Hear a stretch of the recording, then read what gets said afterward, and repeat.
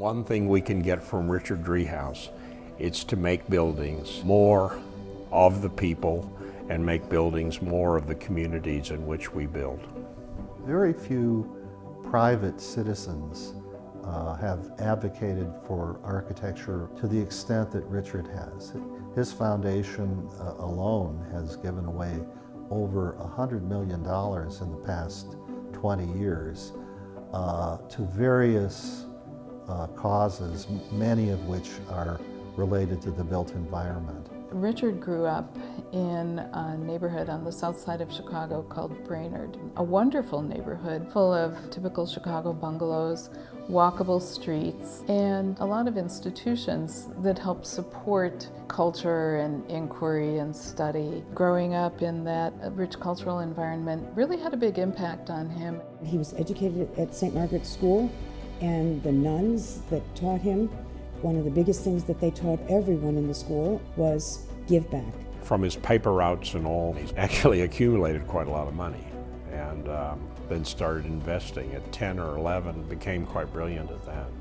So I went to DePaul, went to work for an investment firm, and they gave him this client, just knocked it out of the park, and then all of a sudden he started to get, a whole collection of very important people that were wanting to work with him. So finally he left and opened his own firm. When you start to apply that lens, sense of place, to everything that he does, to me it makes a lot more sense then.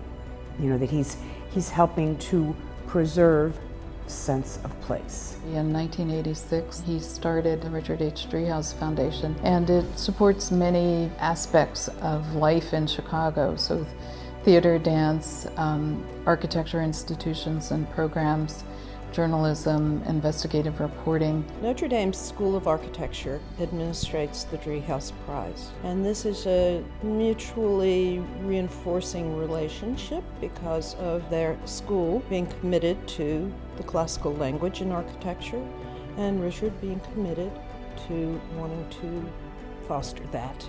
Brings to their students all kinds of intellects and perspectives on the classical language. He has funded many projects, competitions, which in some cases have led to very avant-garde architects winning the awards. He funds the Neighborhood Redevelopment Awards, which awards fine projects that are built within the various neighborhoods of Chicago. He funded the Burnham Prize. He also has funded the restoration of Old St. Pat's Church, and those are only a few. The series of lectures that he's also underwritten in his workshops, it's getting back to what makes Chicago one of the architectural capitals of the world. Our historic architecture is why people come here.